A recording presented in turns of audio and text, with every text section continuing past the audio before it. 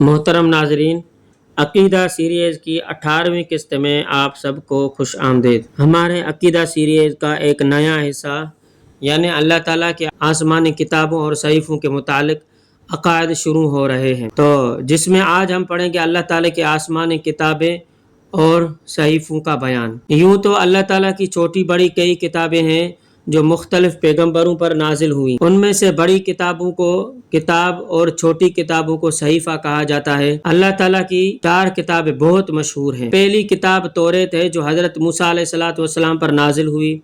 دوسری کتاب زبور ہے جو حضرت داؤد علیہ السلام پر نازل ہوئی۔ تیسری کتاب انجیل ہے جو حضرت عیسیٰ علیہ السلام پر نازل ہوئی۔